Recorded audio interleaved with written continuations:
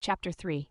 In the silent embrace of my dorm room, where only the obstinate ticking of a family clock, a witness to bygone eras, dares to disturb the air, I stand on the razor's edge of a metaphorical crossroads.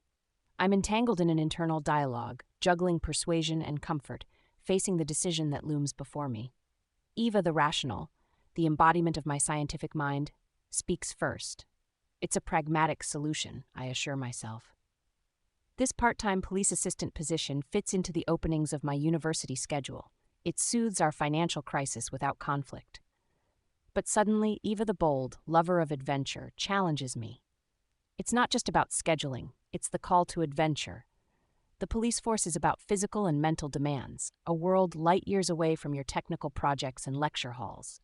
It's so exciting. Eva the rational, guardian of my equilibrium, insists it's a calculated risk, a strategic maneuver to look after my family while continuing my studies. Okay, but it's more of a leap into the unknown. We're finally going to stop acting like lab nerd and live a little among humans, retorts Eva the bold. I've been neglected for too long. There I was, hidden, desperately trying to catch your attention, but in vain. I was ignored. Now, here's the opportunity to reveal a side of myself that's been repressed. An adventure, a challenge to my own boundaries awaits. The internal debate intensifies. Eva the rational in search of security. I've constantly embodied the archetype of the model student, the one whose actions are predictable. Yet this task, though temporary, has the potential to divert me from the path previously defined. Eva the bold, torchbearer of my personal growth, protests, but oh, encyclopedic ostrich, it's only by leaving your comfort zone that one truly matures. It could be more than just a job, a rite of passage, a revelation. Eva the rational, in a breath of wisdom, concedes, you're right, it's about achieving a stable balance, taking on my responsibilities while giving myself the space needed to evolve.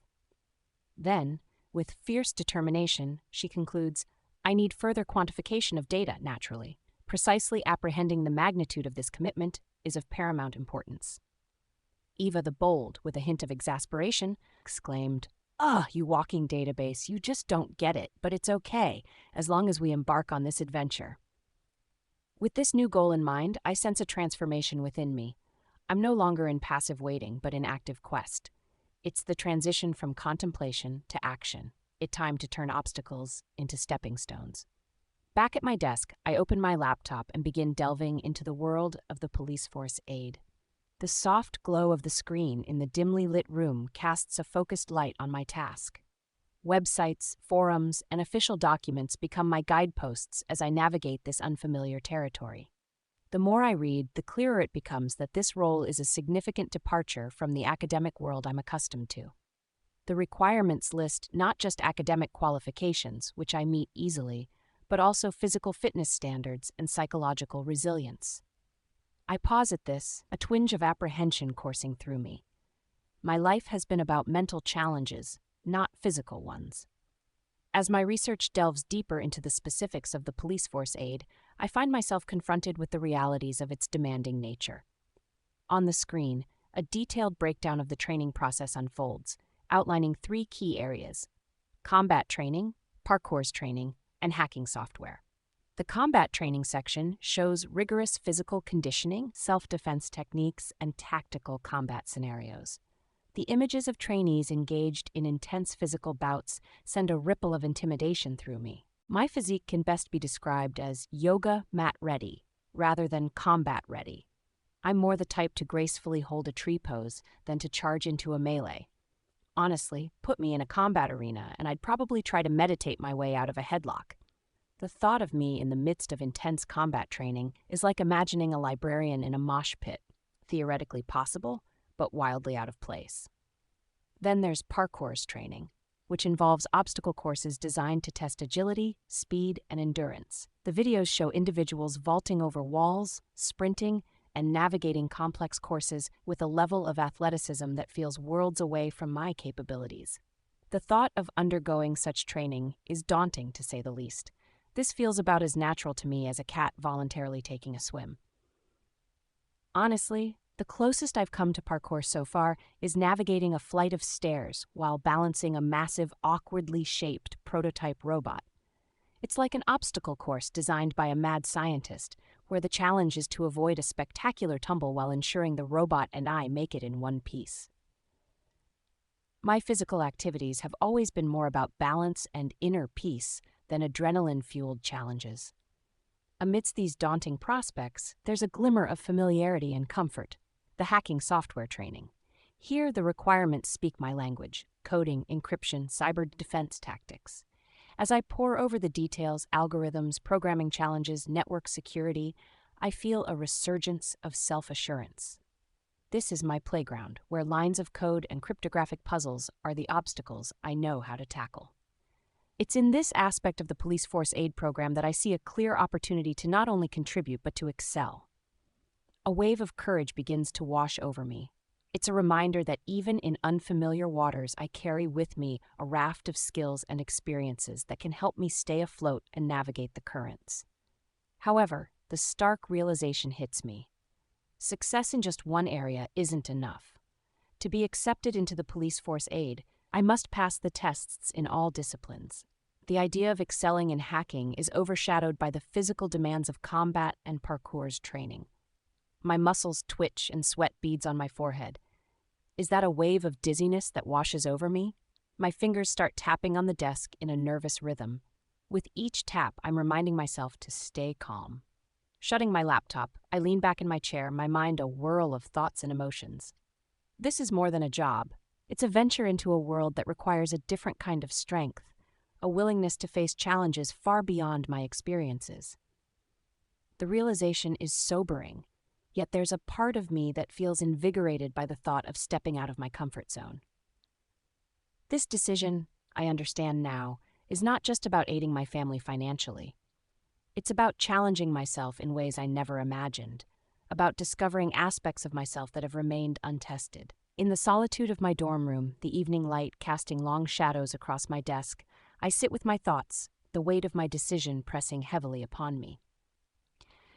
The training and assessments will last 4 weeks. 4 challenging weeks in my life, but the upside is that it will take place during the holiday break between semesters. At university, no one will notice my absence, but my parents will. As I ponder over my choices, a new realization dawns on me. This decision, significant as it is, shouldn't be made in isolation. My parents, despite their own troubles, deserve to know, to be a part of this crucial juncture in my life. The thought of not going home for the semester break, of embarking on this new journey without their knowledge, feels dishonest, an omission too large to ignore. I've always shared a close bond with my parents, our conversations often delving into the realms of science and philosophy. Yet this conversation would be different. It's about a choice that could redefine my role in our family and our collective future. Mustering my courage, I reach for my communicator, dialing them. My heart beats faster as the call connects, their familiar faces appearing on the screen. They look worried, yet try to mask it with smiles. "Eva, darling, how are you?" My mother's voice is warm, tinged with concern. "Mom, Dad," I start, my voice steady yet filled with an underlying current of nervousness. "I've been thinking about how I can help with our financial situation. I'm considering joining the police force aid. It's a part-time role, but it could really help." "Part-time or not, isn't that a bit physical for you?" Dad raises an eyebrow, a hint of amusement in his voice. "The last time you did anything remotely athletic was when you accidentally joined that marathon, mistaking it for a social experiment." I can't help but cringe at the memory. "Well, yes, it's definitely outside my comfort zone. They have this parkour training. I think it involves a lot of jumping over obstacles and, maybe some running." Mom looks concerned. "Jumping over obstacles? Eva, you once tripped over your own shoelaces at the yoga retreat." I wince, acknowledging the truth in her words. I know, but there's also sparring. It's like aggressive dancing, right?" "I've been watching videos. I think I can manage." Dad chuckles, shaking his head. "Eva, your concept of aggression is rather theoretical. The most intense thing you've ever done is to collide atoms in that accelerator to observe their tiny reactions of reactive anger. Is this your way of provoking a confrontation, isn't it? A quantum ballet isn't exactly what awaits you at the police academy." I can't help but smile despite the nerves. "But there's also the hacking training." That's right up my alley. Coding, breaking encryptions, cyber defense. I can definitely excel in that area. Trying to bolster my own courage, I add, I'll be fine. How hard can it be, right? I mean, I survived Professor Alden's quantum mechanics class. After that, anything's a piece of cake. I know it's a departure from what I've been doing, but it's necessary. We need the financial support, I reply, trying to convey both my determination and my understanding of the gravity of my decision. It's not an easy decision, but I appreciate your willingness to help, Eva, my mother says softly. Just remember, your safety and well-being are important too. We trust you to make the right decision, Eva. You've always been responsible, my father adds, offering a supportive smile. As the call concludes, I'm left with a mix of emotions. Their understanding and trust bolster my resolve, but their concern also highlights the risks involved. The conversation has unsettled me, stirring up a turmoil of thoughts about the path I'm about to embark on. Despite these mixed feelings, my decision stands firm. That same evening, I turn my laptop back on and navigate to the police force aide's application portal. The form on the screen seems like a bridge between my current life and a future unknown. Each detail I fill in feels significant, a step towards a new chapter. With a sense of purpose, I complete the application. My fingers hesitate for just a moment over the submit button. This is it, the point of no return.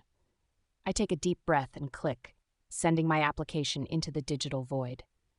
As the confirmation message flickers on my screen, and with it the full weight of my action crashes down on me.